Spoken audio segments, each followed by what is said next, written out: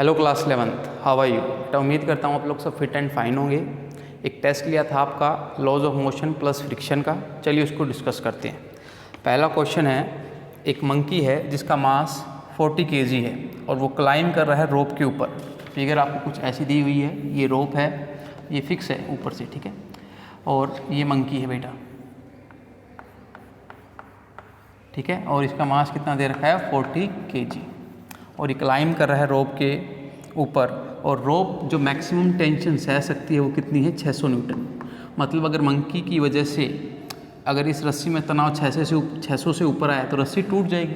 Clear है? इसका तो मतलब यही है कि मैक्सिमम टेंशन कितनी बियर कर सकती है रोप 600 न्यूटन। तो आपको बताना है कि कुछ केस दे रखे हैं और आपको उनमें बताना है कि किस केस में रोप ब्रेक कर जाएगी। पहला केस है कि मंकी ऊपर जा रहा है कितने एक्सेलरेशन से, 6 मीटर पर सेकेंड स्क्वायर से। चलिए अभी इस मंकी का फ्री बॉडी डायग्राम बनाते हैं हम, ठीक है। सोचिए आप, क्या वेट नीचे लगेगा? हाँ कि ना? अब देखो मंकी ऊपर जा रहा है तो मंकी रस्सी को नीचे की तरफ खींच रहा है, समझो आप बात को। तो रस्सी मंकी को कैसे खींचेगी? ऊपर की तरफ, क्योंकि मंकी का फ्री बॉडी डायग्राम बना रहे हैं तो मंकी के ऊपर लगने वाले फोर्सेस को दिखाएंगे, तो टेंशन इसके ऊपर की तरफ। दोबारा समझिए भाई, ये रस्सी को नीचे की तरफ खींच रहा है, हाँ के ना, और रस्सी इसको ऊपर की तरफ खींचेगी न्यूटन्स थर्ड लॉ से। क्लियर है? और मंकी का फ्री बॉडी डायग्राम बनाओगे, दिस इज द टेंशन, क्योंकि इसने टी से उसको नीचे की तरफ खींचा तो इसने रस्सी ने इसके ऊपर क्या लगाई? टी लगाई, और इसका क्या आएगा? वेट आएगा, ठीक है। तो दो फोर्स एक्ट करेंगे, टेंशन एंड mg, और ये ऊपर कितने से जा रहा है? 6 मीटर पर सेकेंड स्क्वायर से। अगर ये ऊपर जा रहा है तो पक्का टी mg से क्या होगा? अधिक होगा। तो इसकी इक्वेशन क्या लिखी जाएगी? नेट फोर्स कितना लगा? T minus mg is equal to ma। Net force is equal to mass into acceleration, और टेंशन कितनी आ गई? ma प्लस mg 40, और एक्सेलरेशन कितना भैया इसका? 6 है, प्लस 40 इंटू 10, तो this will be 240 plus 400, that's comes out to be 640 newton. देखिए जो टेंशन आएगी अगर मंकी ऊपर जाएगा इतने एक्सेलरेशन से, तो रस्सी में टेंशन आएगी 640, जो कि अधिक है 600 से, तो रोप क्या कर जाएगी बेटा? ब्रेक कर जाएगी। रोप क्या हो जाएगी? ब्रेक कर जाएगी। समझ आई बात आपको? नंबर 2 बात, सेकंड केस में कह रहा है कि मंकी नीचे आ रहा है कितने से? 4 मीटर पर सेकेंड स्क्वायर से। फ्री बॉडी डायग्राम तो यही रहेगा, परंतु ये चीज़ बदल जाएगी, है ना। अब वो कितने से नीचे आ रहा है? 4 से। अगर वो 4 से नीचे आ रहा है तो mg अधिक होगा किससे? t से। mg minus t, net force must be equal to mass into acceleration, ठीक है कि नहीं बात आपको? तो t को इधर ले जाओ, ma को इधर ले आओ, mg minus ma is equal to t, 40 into 10 minus 40 into कितने से जा रहा है? 4 से जा रहा है t, तो 400 माइनस 160, तो ये कितना आ जाएगा बेटा? 240 न्यूटन, जो कि 600 से कम है। तो रोप नॉट ब्रेक, सेफ रहेगा, ठीक है। रोप सेफ रहेगी, ब्रेक नहीं होगी, सेफ कंडीशन है ये। क्लियर है बात? किसी बच्चे को डाउट है कि यही फ्री बॉडी डायग्राम क्यों बना? देखो जब मंकी नीचे आएगा, जब मंकी नीचे उतरेगा, ठीक है, तो बेटा ये रोप को अभी भी नीचे की तरफ ही क्या कर रहा होगा? पुल कर रहा होगा। भाई जब ये नीचे आएगा तो रस्सी में तो तनाव उतना ही रहेगा, तो रोप इसको कैसे खींचेगी? ऊपर की तरफ खींचेगी। चाहे ये मंकी ऊपर जाए या नीचे जाए, तो ये हमेशा रोप को कैसे खींचेगा? नीचे की तरफ खींचेगा। क्लियर है कि नहीं बात? अब ये जब नीचे आएगा इस पोजीशन पर, तो रस्सी को नीचे की तरफ तो पकड़ता हुआ नीचे आएगा यार, तो रस्सी को तो नीचे ही पुल कर रहा है ये। समझ आई बात? ठीक है। चलिए केस सी, वो क्लाइम अप हो रहा है, ऊपर जा रहा है विद कांस्टेंट स्पीड, जो कि कितनी है? 5 मीटर पर सेकेंड। कांस्टेंट स्पीड मतलब एक्सेलरेशन इज इक्वल टू 0, और एक्सेलरेशन 0 तो आप बोल सकते हैं कि नेट फोर्स कितना हो गया? 0, और नेट फोर्स 0 मतलब जितना ऊपर उतना ही नीचे। तो उस केस के लिए आप लिख देंगे T will be equal to mg, और टेंशन इसमें कितनी क्रिएट होगी? 400 होगी। मास 40 है, g की 10 value, and which is less than कितना? 600 न्यूटन। तो अभी भी आप क्या हो? सेफ हो, रस्सी सेफ है, नहीं टूटेगी। The case, fall down the rope nearly freely under gravity. अगर ये फॉल डाउन कर जाए, मतलब ये वैल्यू कितनी हो जाए आपकी? 10 हो जाए, हाँ के ना। अगर कोई चीज़ फ्री फॉल करती है तो एक्सेलरेशन उसके ऊपर कितना लगता है? g के बराबर लगता है ना।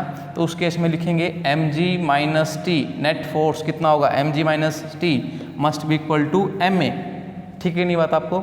और a की जगह भी क्या आ जाएगा, g आ जाएगा, और t को इधर लेके जाओ, mg को इधर लेके जाओ, t कितनी आएगी 0। बेटा ये आपका कौन सी कंडीशन आ गई है, देखो जब आप फ्री फॉल करते हो तो वेटलेसनेस वाली कंडीशन आ गई है, टेंशन इसमें कितनी होगी 0। याद करो ये केस मैंने आप लोगों के साथ डिस्कस किया है कि लिफ्ट में एक आदमी है, यहाँ पर एक वेइंग मशीन है, ठीक है, और अगर ये फ्रीली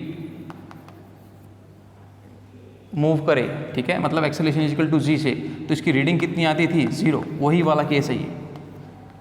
क्लियर है बात। तो सिर्फ ये केस होगा जिसमें रोप क्या करेगी, ब्रेक करेगी, जब आप यानी कि मंकी कितने से ऊपर जाए 6 मीटर पर सेकंड स्क्वायर से। क्लियर हुआ, ठीक है जी। नेक्स्ट क्वेश्चन देखिए, एक आपको डायग्राम दे रखा है, एक्सटी कर्व दे रखा है, उसको बनाते हैं और फिर क्या क्वेश्चन है उसको देखते हैं। ऐसा कुछ कर्व आपको दे रखा है,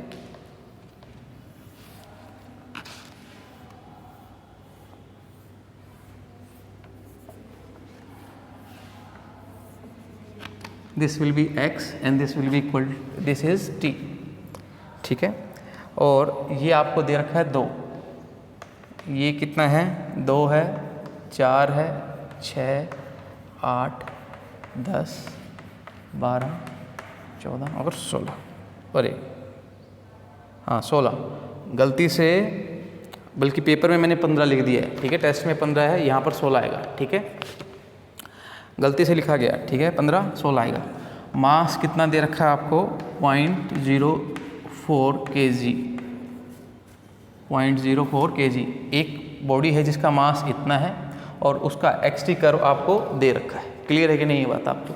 अब आपसे क्या पूछा गया है, ध्यान से देखिए कि आपसे पूछा गया है कि एक सिचुएशन सजेस्ट कीजिए जिसमें ये एक्सटी ग्राफ क्या हो, वैलिड हो। एक पार्टिकल मूव कर रहा है, एक्सटी ग्राफ ऐसा तो पार्टिकल मूव कर रहा है, तो बताइए एक सिचुएशन सजेस्ट कीजिए जिसमें ये ग्राफ सुटेबली फिक्स हो जाए, ठीक है कि नहीं बात आपको।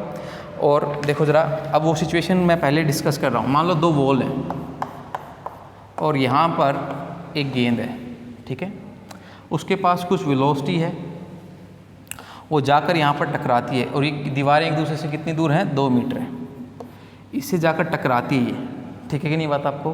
तो अल्टीमेटली गेंद ने कितनी डिस्टेंस कवर की 2 की, ये किस में दे रखा है सेंटीमीटर में दे रखा है, 2 सेंटीमीटर ये मान लो, कितनी डिस्टेंस कवर की 2 की। और फिर दीवार से जब टकराएगी तो इसको इम्पल्स मिलेगा और ये वापस यहाँ पर आएगी और वापस यहाँ पर आएगी, तो उसकी डिस्प्लेसमेंट कितनी हो जाएगी 0 हो जाएगी, है ना, जाने का और आने का। और फिर इससे टकराएगी, फिर इधर की तरफ भागेगी और यहाँ पर आने के बाद फिर से टकराएगी तो फिर से 0।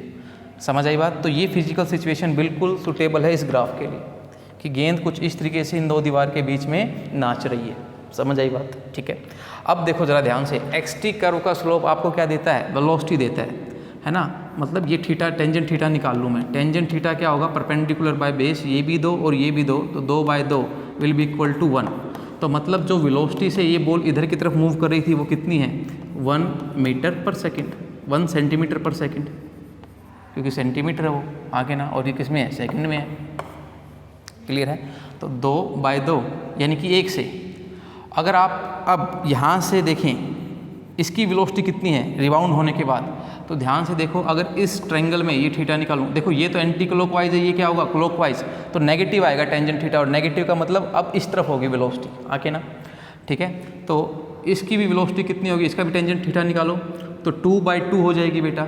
तो that let this will B v1 और v2 कितना आया आपका टेंजेंट थीटा कितना आया बेटा, ये 2/2 मैग्नीट्यूड वाइज बता रहा हूँ मैं, 1 आया, ठीक है, 1 सेंटीमीटर पर सेकंड ये इस तरफ है, और ये कितना है 1 सेंटीमीटर पर सेकंड इस तरफ। नहीं समझ आई बात, मतलब टकराने के बाद ये इधर की तरफ 1 सेंटीमीटर पर सेकंड से चल पड़ी। क्लियर हो रही है कि नहीं हो रही बात आपको, ठीक है। अभी सेकंड है, what is the time between the 2 consecutive impulse receive by the body. अब देखो बेटा, जब ये यहाँ पर आएगी टकराएगी तो यहाँ पर पहला इम्पल्स मिला, क्लियर है, और फिर यहाँ पर जाएगी, यहाँ पर जब आई तो पहला इम्पल्स मिला है, और फिर टकराने के बाद यहाँ पर गई तो उसको दूसरा इम्पल्स मिलेगा। तो दो इम्पल्स के बीच में समय कितना लगा आपको, ये चीज़ निकालनी है अपने को, हाँ के ना। And this will is nothing but कितना बेटा, पहला इम्पल्स यहाँ मिल चुका है, दूसरा इम्पल्स यहाँ मिल रहा है। टकराने, देखो ये चीज़ यहाँ टकराने के बाद ही तो उसकी वेलोसिटी उधर की तरफ होगी और डिस्प्लेसमेंट कम होगी, और यहाँ पर फिर से डिस्प्लेसमेंट बढ़ रही है क्योंकि इस तरफ क्या मिला है, इम्पल्स मिला है। तो this will be the time gap. Clear है बात आपको। तो सेकंड टाइम कितना आ गया, 2 सेकंड आ गया between the two consecutive impulse. Clear है। नेक्स्ट देखिए, what is the magnitude of each impulse, magnitude of each impulse. ठीक है, इम्पल्स होता क्या, याद करो, change in momentum mv2 minus v1, change in momentum, आके ना, ये तो होता है इम्पल्स। तो देखो जरा ध्यान से, mv2 इस तरफ कितनी है, 1 सेंटीमीटर पर सेकंड, 1 सेंटीमीटर पर सेकंड है, ठीक है कि नहीं बात आपको। अगर मैं ये डायरेक्शन पॉजिटिव लूँ और ये डायरेक्शन क्या लूँ, नेगेटिव, तो इधर की तरफ गया तो कितनी फाइनल वेलोसिटी कितनी है, 1, ठीक है कि नहीं बात आपको। माइनस ऑफ -1, क्योंकि इधर की तरफ ये कितनी हो गई, -1 हो गई, हाँ के ना, नहीं समझ आई बात आप, ठीक है। तो अल्टीमेटली मास भी कितना दे रखा है, 0.04 दे रखा है, 0.04, और ये कितना हो जाएगा, 2 हो जाएगा। तो गुना करेंगे 0.08 kg सेंटीमीटर पर सेकंड। इसको मीटर में कन्वर्ट कर भी सकते हो आप। क्लियर है। इस चीज़ को दोबारा समझो आप पूरे क्वेश्चन को। इस तरफ की वेलोसिटी कितनी है, 1 सेंटीमीटर पर सेकंड है। कैसे निकाला, इस ट्रायंगल से निकाल लिया, इसका टेंजेंट थीटा निकाल लिया। अब आपको पता है कि यहाँ पर उसकी डिस्प्लेसमेंट कम हो रही है, मतलब टकरा कर इधर की तरफ जा रही है, और वो किस वेलोसिटी से जा रही है, तो इस ट्रायंगल से टेंजेंट थीटा निकाल कर वो वेलोसिटी निकाल ली। क्लियर है। अब पहला इंपल्स यहाँ मिल गया और दूसरा इंपल्स यहाँ मिल गया, यहाँ टकराव हो चुका है तभी तो उसकी डिस्प्लेसमेंट घटी है, और यहाँ पर दूसरा टकराव हो चुका है तभी तो उसकी डिस्प्लेसमेंट फिर से बढ़ रही है। तो इनके बीच में कितना समय है, 2 सेकंड है। तो इंपल्स के बीच में समय कितना लग रहा है, 2 सेकंड लग रहा है। अभी आपको उस इंपल्स की मैग्नीट्यूड भी बतानी है कि कितने मैग्नीट्यूड का इंपल्स लग रहा है। तो इंपल्स क्या होता है, change in momentum mv2 minus v1। अगर मैं इस डायरेक्शन को पॉजिटिव मानूं और इस डायरेक्शन को नेगेटिव मानूं, तो मास ये रहा, इस डायरेक्शन में मेरी वेलोसिटी कितनी, 1 सेंटीमीटर पर सेकंड, और इस डायरेक्शन में कितनी, -1, क्योंकि आपको वेलोसिटी है, वेलोसिटी वेक्टर क्वांटिटी है, तो आपको साइन कंसीडर करना पड़ेगा। तो सोल्व करेंगे, you will get the answer. समझ आई बात आपको। चलिए नेक्स्ट क्वेश्चन डिस्कस करते हैं बेटा। नेक्स्ट क्वेश्चन में एक आपको वेज दे रखा है जिसका एंगल कितना दे रखा है आपको, 30, और उस वेज के ऊपर 5 kg का ब्लॉक रखा हुआ है, हाँ के ना, ऐसा कुछ कंडीशन है। ये 30 है, यहाँ पर 5 kg का ब्लॉक रखा हुआ है, इसको एक रस्सी से बांधा हुआ है मैंने, और इस तरीके से यहाँ पर कितने kg का ब्लॉक है, 2 kg का ब्लॉक है, ठीक है। तो निश्चित सी बात है, देखो ज़रा ध्यान से, ये वेट ज़्यादा है तो अल्टीमेटली सिस्टम इस तरफ चलेगा। मैं मान भी लेता हूँ कि ये सिस्टम इस तरफ चलेगा, अगर मान लो वो नेगेटिव है आंसर, तो इसका मतलब जो आपने डायरेक्शन मानी है वो क्या है, अपोजिट है, और सिस्टम इस तरफ चलेगा। तो लेट, मैंने मान लिया कि सिस्टम इस तरफ चलेगा, लेट एक्सेलरेशन ए से चलेगा। तो बेटा जितना इसकी मूवमेंट होगी उतना ये ऊपर जाएगा, तो दोनों की डिस्प्लेसमेंट बराबर, यानी कि दोनों की वेलोसिटी बराबर, और यानी कि मैं बोल सकता हूँ दोनों का एक्सेलरेशन बराबर। कंस्ट्रेंड मोशन है ये, ठीक है। अब इनका फ्री बॉडी डायग्राम बनाते हैं। पहले मैं बनाता हूँ इस 5 kg का। देखो आपको पता है कि वेट कैसे लगता है, नीचे की तरफ लगता है। नॉर्मल रिएक्शन कैसे आती है, परपेंडिकुलर टू द सरफेस, ठीक है। और ये एंगल, जितना ये एंगल है उतना ये एंगल होगा, आपको पता है ये 30 डिग्री का। तो इसको तोड़ेंगे तो ये कितना हो जाएगा, mg cos 30, और ये क्या हो जाएगा, mg sin 30।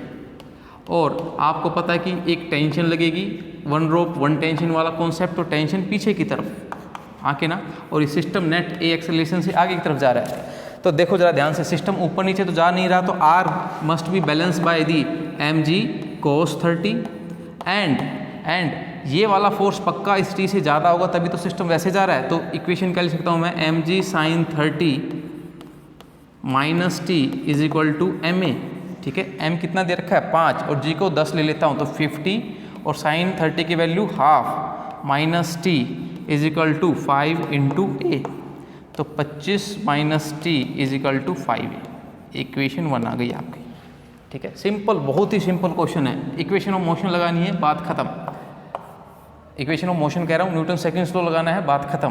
टेंशन ऊपर की तरफ, नीचे की तरफ वेट लगेगा, that will be equal to 20, 2 into g, और एक्सेलरेशन ऊपर की तरफ। तो इसकी इक्वेशन क्या बनेगी, t minus 20 is equal to 2a, हाँ कि ना, दो इक्वेशन, दो अननोन सोल्व कर लेंगे, रखो यहाँ पर t minus 20 is equal to 2a, दोनों को जोड़ दो, ये प्लस का ये माइनस का कैंसिल आउट हो गया, ठीक है कि नहीं बात आपको। 25 माइनस 20 कितना आ गया बेटा, 5 आ गया, है ना, एंड इक्वल टू 7a, तो a की वैल्यू तो कितनी आ गई, 5/7 मीटर पर सेकेंड स्क्वेयर, हाँ कि ना। अब a की वैल्यू को यहाँ पुट कर देते हैं, तो अपने का क्या निकल जाएगा, t निकल जाएगा, t will be equal to 20, इसको इधर लिया है मैं, प्लस का हो गया, +2 × 5/7, 20 + 10/7, ठीक है। इसको सॉल्व कर लेंगे, that's comes out to be in newton. समझ आई है नहीं यही बात आपको, ठीक है। चलिए नेक्स्ट क्वेश्चन देखते हैं, जो कि फ्रिक्शन के ऊपर बेस्ड था, लेकिन उसमें भी आपको न्यूटन सेकेंड्स लॉ लगाना है और इजीली क्वेश्चन को कर जाएंगे आप, ठीक है। मैंने कोशिश की है बेटा कि जितना आपको थर्ड चैप्टर कराया है उसके हर पहलू से एक क्वेश्चन दिया जाए, ठीक है। अगर आपको थ्योरी क्लियर है तो आप न्यूमेरिकल इजीली कर लोगे। बेटा फिजिक्स में एक रूल याद रखना, अगर आपके न्यूमेरिकल निकल रहे हैं आपसे तो इसका मतलब ये है कि आपकी थ्योरी क्लियर है। अगर न्यूमेरिकल नहीं निकल रहे तो इसका मतलब आपकी थ्योरी में कहीं ना कहीं गड़बड़ है, थ्योरी अच्छी तरीके से क्लियर नहीं हुई है, ठीक है। देखिए एक आपको ट्रॉली दे रखी है ना, ट्रॉली का मास कितना है 20 kg और इस ब्लॉक का कितना है 3 kg, ठीक है। What is the acceleration of the block and the trolley system as shown in the figure if the coefficient of kinetic friction, friction दे रखा आपको, काइनेटिक मतलब बॉडी पक्का चल रही है ना, सोचने की भी जरूरत नहीं है, इतना दे रखा है। व्हाट इज द टेंशन, ठीक है, आपको एक्सेलरेशन बताना है और टेंशन बताना है, ठीक है जी। मान लो ये सिस्टम ऐसे नीचे जा रहा है, तो जितना ये नीचे जाएगा उतना ही ट्रॉली आगे आएगी, क्योंकि एक ही स्ट्रिंग है और आपस में कनेक्ट है, तो कनेक्टेड मोशन हो गया। और इसमें अगर टेंशन T मानूँ तो इसमें भी कितना मानूंगा, टेंशन T, ठीक है। अभी इसका फ्री बॉडी डायग्राम बनाता हूँ पहले तो मैं, तो आप बोलोगे नीचे की तरफ वेट लगेगा, that will be equal to 30, 3 को 10 से गुना कर दिया G से मतलब, ठीक है। ऊपर क्या लगेगा टेंशन, और नीचे ये कितने एक्सेलरेशन से आ रही है, लेट A एक्सेलरेशन से आ रही है, इसका कितना मास है 3 है। अब ट्रॉली का फ्री बॉडी डायग्राम बनाता हूँ बेटा, देखो जरा, इधर की तरफ क्या लग रहा है T, नीचे की तरफ क्या लगेगा वेट, और इधर की तरफ क्या लगेगा नॉर्मल रिएक्शन R। ट्रॉली इस तरफ मूव कर रही है तो R ने पक्का किसको बैलेंस कर लिया होगा, mg को बैलेंस कर लिया होगा, ठीक है। अब टेंशन इस तरफ है, देखो इस पर्टिकुलर सरफेस के रिस्पेक्ट में ट्रॉली इस तरफ जाएगी, तो इसका रिलेटिव मोशन काटने के लिए काइनेटिक फ्रिक्शन इस तरफ आएगा, आके ना, तो फ्रिक्शन ऐसे लगेगा और नेट बॉडी इस तरफ A एक्सेलरेशन से जा रही है। तो फ्री बॉडी डायग्राम बना लिए हमने, इक्वेशन लिख लेते हैं, इसकी लिखते हैं 30 - t will be equal to 3 × A, 30 - t will be equal to 3A, net force is equal to mass into acceleration, और उस केस में T minus kinetic friction must be equal to 20 × A। Kinetic friction की value क्या होती है, mu into R, और R यहाँ पर mg के बराबर है, और म्यू कितना दे रखा है 0.04, है ना, और mg 20 × G यानी कि 200, इसको हटाओ, 100 नीचे कैंसिल आउट हो जाएगा, and this comes out to be 8 newton. Put कर दो तो टेंशन तो यहाँ से निकल जाएगी, ठीक है। 30 नहीं निकलेगी, दो इक्वेशन है, दोनों को सॉल्व करना पड़ेगा, क्योंकि A भी क्या है आपका अननोन है। 30A T - 8 equal to 20A, दो इक्वेशन है, दोनों को सॉल्व करो और T और A को निकाल लो, ठीक है। दोनों को जोड़ दो, T से T कैंसिल आउट, 30 में से 8 गया, कितना बचा 22 बचा, और ये कितना बच गया 23A, तो A कितना आ गया 22/23, एक्सेलरेशन इतना आ गया। अभी एक्सेलरेशन को इसमें पुट करो and you will find out the tension. 30 - t is equal to 3 × 22/23। देखिए हो सकता है कि मैंने कहीं कैलकुलेशन में मिस्टेक कर दी हो, लेकिन कॉन्सेप्ट में मिस्टेक नहीं है, ठीक है कि नहीं बात आपको, तो देख लेना अगर हो तो, कहीं मुझे आंसर याद नहीं है, ठीक है। तो 30 - 3 × 22 × 23 इज इक्वल टू दिस, तो इसको सॉल्व कर लेंगे, we will find out the tension in newton, ठीक है। लास्ट क्वेश्चन देखते हैं बेटा, लास्ट क्वेश्चन किसके ऊपर बेस्ड था बता सकते हो आप, लास्ट क्वेश्चन बेस्ड था किसके ऊपर, कंजर्वेशन ऑफ लीनियर मोमेंटम, उसके ऊपर बेस्ड था। देखते हैं चलिए कैसे था।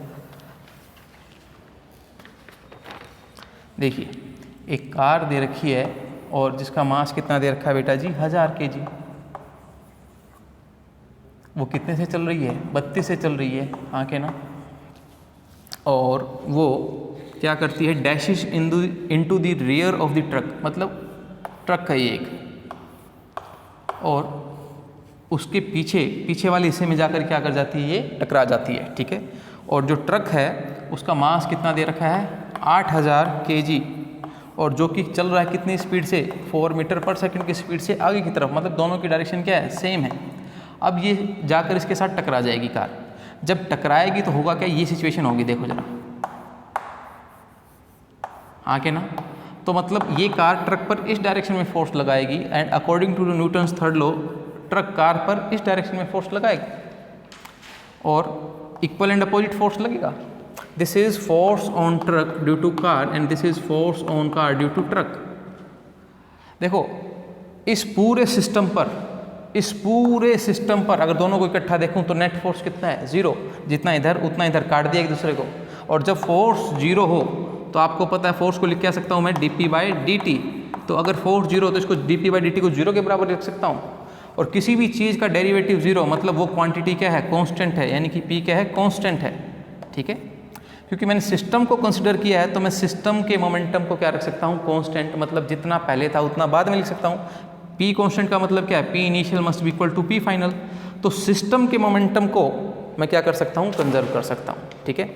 और ये कह रहा है कि टकराने के बाद कार बाउंस कर जाती है बैक, कितने से, 8 मीटर पर सेकंड से पीछे की तरफ चली गई, टकराई और पीछे चली गई, ठीक है बेटा। अभी मेरे को क्या करना है, पूरे सिस्टम का मोमेंटम कंजर्व करना है, मास of car and initial velocity of the car, ठीक है। पहले तो आप जब टकराई नहीं थी वो कंडीशन ले लो, इनिशियल कंडीशन क्या है, बिना टकराने वाली, ठीक है। और ये है आफ्टर कोलिजन, ये कंडीशन है। तो मास of truck into initial velocity of truck, ठीक है कि नहीं बात आपको। And m of car velocity of truck, sorry velocity of car plus m of truck plus velocity of truck, ठीक है। ये आपको गिवन है, कितना दे रखा है 1000, और कार की कितनी दे रखी है 32, प्लस ट्रक की कितनी दे रखी है 8000, और ये कितना है 4, ठीक है। Is equal to mass of car तो बदला नहीं 1000 है, लेकिन कार इस बार रिबाउंड कर गई है पीछे। तो अगर आप इस डायरेक्शन को पॉजिटिव ले रहे हैं तो इस डायरेक्शन को क्या लेंगे, negative, and it's comes out to be -8, plus mass of truck 8000 और vt, ये vt तो निकालना है। तो यार मैथ ही रह गया बस, अब तो सोल्व कर इन दोनों को गुना करो, जोड़ो, इसको सोल्व कर उधर लेके जाओ, और फिर इस 8000 से क्या कर दो, डिवाइड कर दो। समझ आई बात। तो इस तरीके से आप VT भी निकाल सकते हैं। होपफुली आपको ये क्लास समझ में आई होगी और ये टेस्ट आप लोगों के लिए यूज़फुल रहा होगा, ठीक है बेटा। देखो टेस्ट को सीरियस मोड पर दो आप, हम आपसे दूर हैं, लेकिन आप अगर इसको सीरियस मोड पर दें, ये मानकर चलें कि आप क्लासरूम में बैठे हुए हैं, ताकि आपको अपनी रियल परफॉर्मेंस को पता लगा सके, ठीक है। रियल परफॉर्मेंस पता लगेगी तो ही आप आगे जाकर बोर्ड एग्ज़ाम और कॉम्पिटिटिव एग्ज़ाम में क्या कर पाओगे, अच्छा कर पाओगे, ठीक है। तो थैंक यू, मिलते हैं नेक्स्ट क्लास में, तब तक के लिए गुड बाय।